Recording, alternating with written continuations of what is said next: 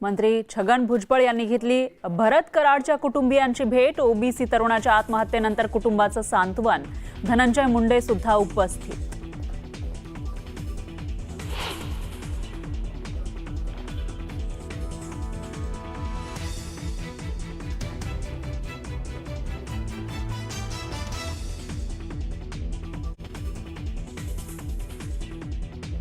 OBC आरक्षण वाचवण्यासाठी बलिदान करण्याची वेळ आली। लातूरमध्ये छगन भुजबळ यांचं वक्तव्य।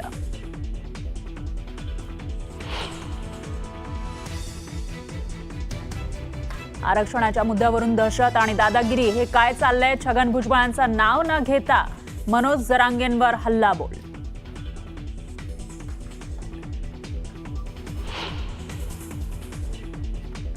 राजकारणी भेटून जातात मात्र कुटुंब उघड्यावर पडतं। नाव न घेता जरांगेंचा भुजबळांवर हल्लाबोल। तर मराठा असो किंवा कोणीही असो, कोणीच आत्महत्या करू नये, जरांगेंचं आवाहन।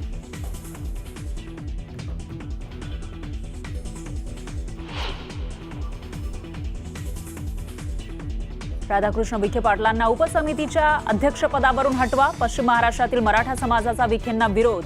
कुणबी GR काढून विखे यांनी फसवणूक केल्याचा आरोप।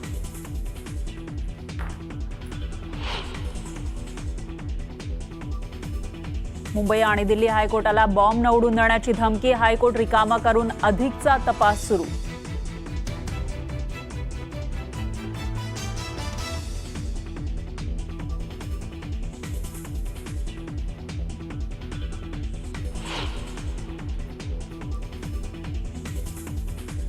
नागपुरात स्कूल बस आणि व्हॅनची समोरासमोर धडक। अपघातामध्ये काही विद्यार्थी जखमी झाल्याची माहिती।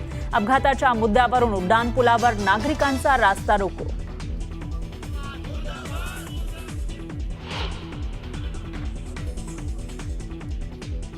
आणि उपराष्ट्रपती CP राधाकृष्णन यांनी घेतली पद आणि गोपनीयतेची शपथ। शपथविधीला पंतप्रधान मोदी, केंद्रीय मंत्रिमंडळातील सदस्यांसह माजी उपराष्ट्रपतींचीही उपस्थिती।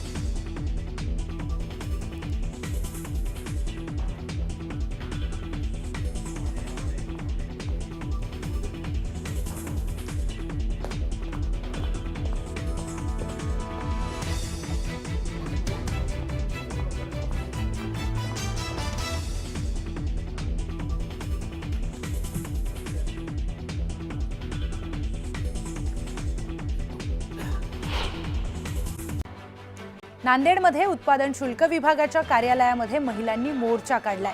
कला मंदिर परिसरातील दारूचं दुकान बंद करण्याची मागणी करण्यात आली। मागणी पूर्ण न केल्यास तीव्र आंदोलनाचा इशारा देण्यात आलाय। गोंदिया जिल्हाधिकारी कार्यालयामध्ये जिल्हा नियोजन भवनाच्या नवीन इमारतीचं उद्घाटन करण्यात आलंय। पालकमंत्री बाबासाहेब पाटील यांच्या हस्ते हे उद्घाटन करण्यात आलं। यासाठी 7 कोटी रुपयांचा निधी खर्च करण्यात आलाय।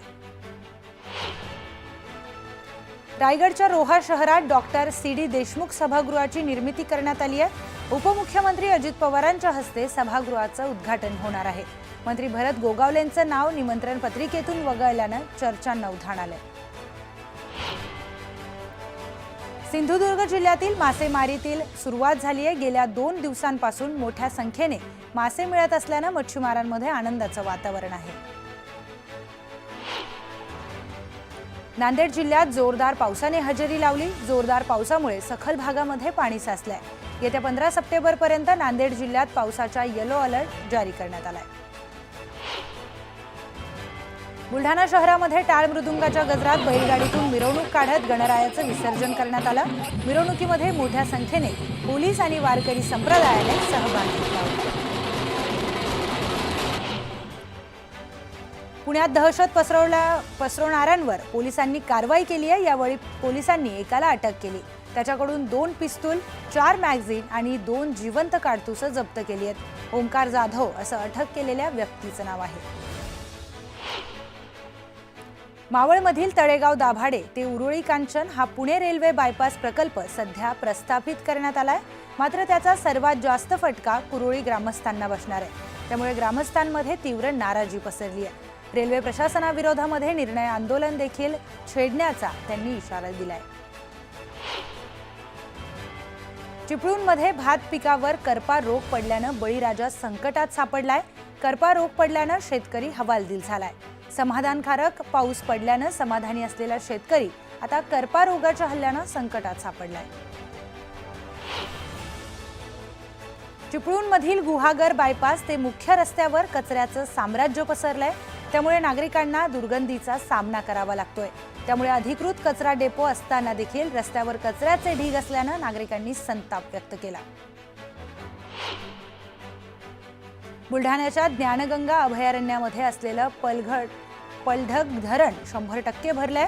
त्यामुळे सांडव्यातून पाण्याचा विसर्ग सुरू झालाय. पलढग डॅम परिसरामध्ये पर्यटकांची गर्दी पाहायला मिळते.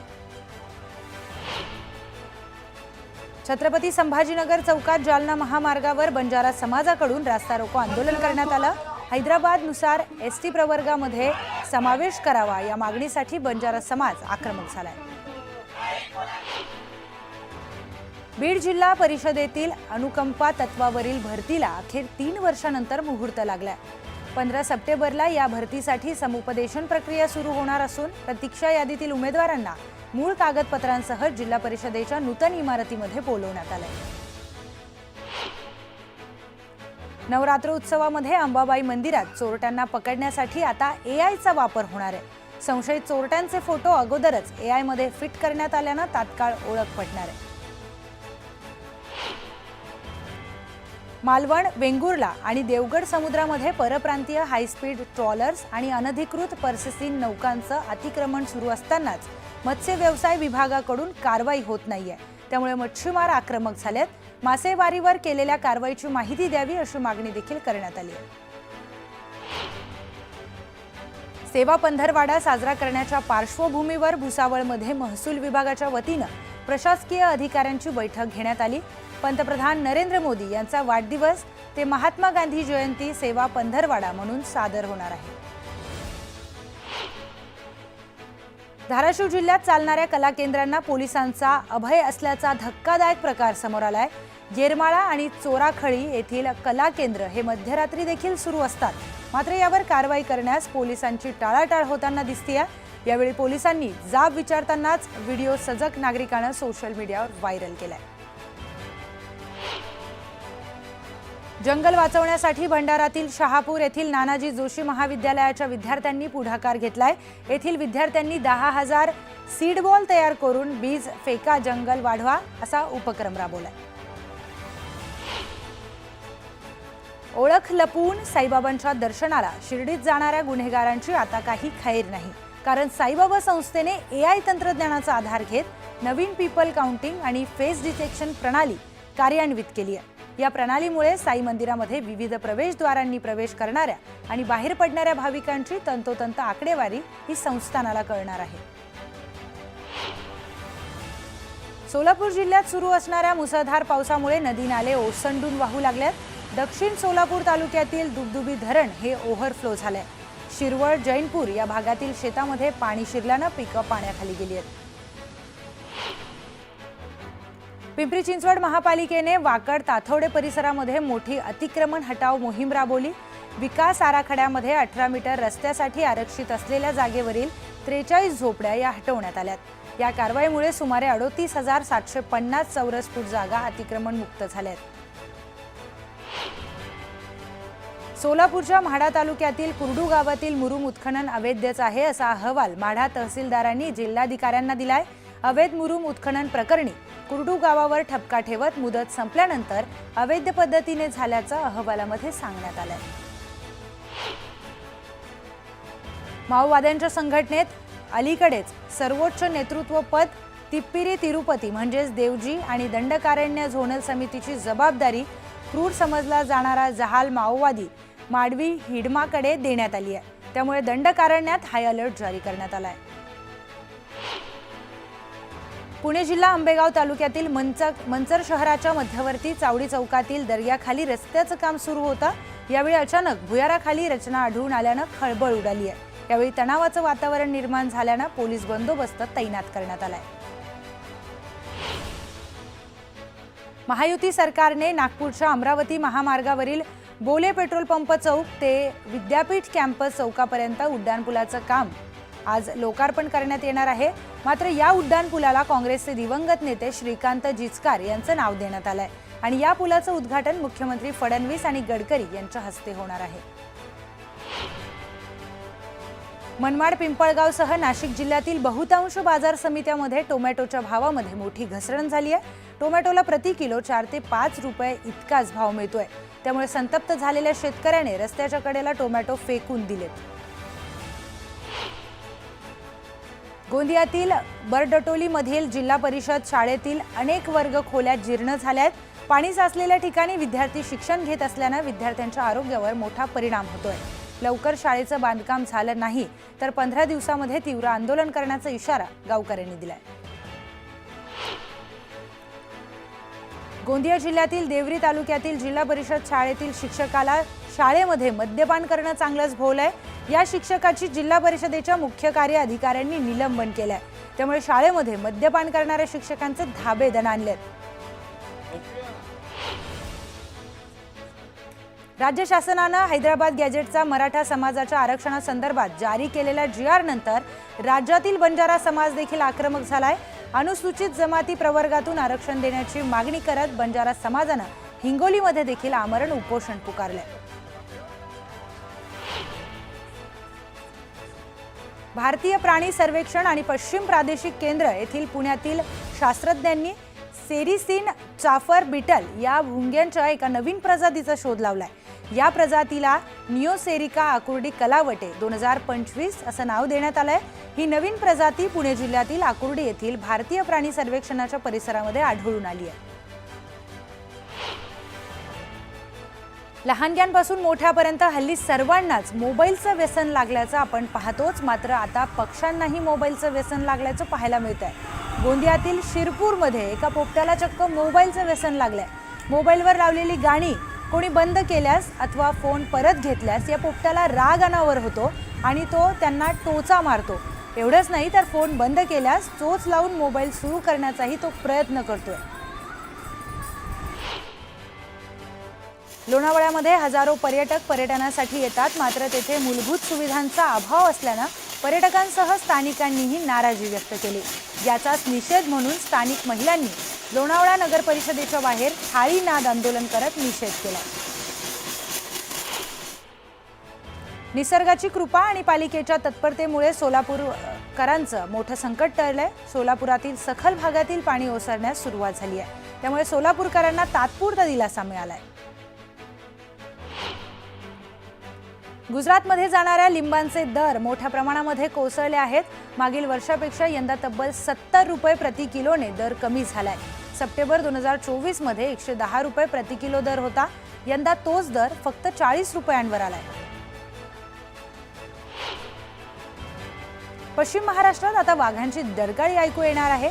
सह्याद्री व्याघ्र प्रकल्पामध्ये आता 8 नवे वाघ येणार आहेत। ताडोबा आणि पेंच व्याघ्र प्रकल्पातून वाघ आणण्यास वन मंत्रालयाने परवानगी दिली आहे। यामध्ये 3 नर आणि 5 मादी वाघांचा समावेश आहे। गोंदियात रब्बी पिकातील धान विक्रीचे पैसे न मिळाल्यामुळे शेतकरी कर्जबाजारी झालेत। खरीप हंगामातील शेतीचा खर्च कसा भागवायचा असा प्रश्न शेतकऱ्यांसमोर उभा आहे। 239 कोटी 84 लाख रुपये शासनाकडे बाकी आहेत। मराठा आरक्षणाच्या GRला विरोध करत जळगावच्या धरण गावामध्ये ओबीसी समाज बांधवांनी आंदोलन केलंय। ओबीसी कोट्यातील आरक्षणाचा GR रद्द करण्याची मागणी करण्यात आली आहे। लातूरच्या रेणापुरात ओबीसी आरक्षणाच्या मुद्द्यावरून 35 वर्षीय तरुणाने आत्महत्या केली। वागंदरी गावामध्ये जात मंत्री छगन भुजबळ आणि धनंजय मुंडे यांनी तरुणाच्या कुटुंबियाची सांत्वनपर भेट घेतली आहे। आमच्या आरक्षणामध्ये अतिक्रमण नको, ओबीसी आरक्षण टिकवण्यासाठी ताकदीने लढणार असा निर्धार मंत्री छगन भुजबळ यांनी केलाय। आता आरक्षणाच्या संरक्षणाची लढाई सुरू झाली आहे असं देखील भुजबळ म्हणाले। मराठा समाजासाठी दररोज नवीन घोषणा केली जाते। फक्त दहशत आणि दादागिरी हे काय चाललंय असा प्रश्न भुजबळांनी विचारलाय। 18 पगड जातीची एकजूट आम्ही सोडणार नाही असं भुजबळ म्हणाले। आरक्षण मिळवण्यासाठी अनेकांनी बलिदान दिलाय। 2 लाख कुणबी सर्टिफिकेट देण्यात आली तेव्हा आम्ही गप्प बसलो असं भुजबळ म्हणाले। मराठा समाजाला 25,000 कोटी आणि ओबीसी मंडळाला 5,000 कोटी हा काय न्याय आहे का, असा सवालही भुजबळांनी विचारलाय। 50% आरक्षणात जास्तीत जास्त मराठा समाज होता. केवळ मराठा समाजाला 10% आरक्षण वेगळं दिलंय असं छगन भुजबळ म्हणाले. मराठा समाजाला 10% आरक्षण नकोय का, ते रद्द करायचंय का, असा सवाल छगन भुजबळ यांनी उपस्थित केलाय. आरक्षण मिळूनही मराठा समाजाला ओबीसीत घेण्यास दबाव निर्माण केला जातोय असा आरोप छगन भुजबळ यांनी केलाय. राज्यात उद्रेक होतोय, यावर कधीतरी बोला. मराठा नेत्यांनी यावर बोलायला हवं असं भुजबळ म्हणाले. तरुणांनी टोकाचं पाऊल उचलू नये, आपल्याला लढायचं आहे असं आवाहन ओबीसी नेते लक्ष्मण हाकेंनी केलंय. जीआरमुळे ओबीसी तरुणांच्या मनावर आघात होतोय. हा जीआर रद्द करा, नाहीतर पुढील परिणामांसाठी जबाबदार तुम्ही असाल असा इशारा हाकेंनी सरकारला दिलाय. महायुती सरकारनं मराठा समाजाला कुणबी प्रमाणपत्र देण्यासाठी जो जीआर काढला तो कायद्याच्या चौकटीमध्ये बसणाराच आहे. त्यामुळे ओबीसी समाजावर कुठलाही अन्याय होणार नाही असं वक्तव्य उपमुख्यमंत्री एकनाथ शिंदे यांनी केलंय. मराठा आरक्षणाला जर मंत्रिमंडळातले मंत्रीच विरोध करत असतील तर मुख्यमंत्र्यांनी त्यांची भूमिका स्पष्ट करावी असं आमदार शशिकांत शिंदे म्हणालेत. सरकारमध्ये एकवाक्यता नाही, त्यांनी फक्त 2 समाजामध्ये तेढ निर्माण करण्याचा प्रयत्न केलाय असा आरोप देखील शिंदेंनी केलाय. बंजारा समाजाच्या एसटी प्रवर्गातील समावेशाच्या मागणीसाठी आता राष्ट्रवादी काँग्रेसचे आमदार धनंजय मुंडे यांनी पाठिंबा दिलाय. याबाबतचं पत्र आमदार धनंजय मुंडे यांनी फडणवीसांना पाठवलंय. मराठवाड्यातील बंजारा समाजाला हैदराबाद स्टेटनुसार जमाती प्रवर्ग आरक्षणाचा दर्जा द्यावा अशी मागणी करण्यात आली आहे.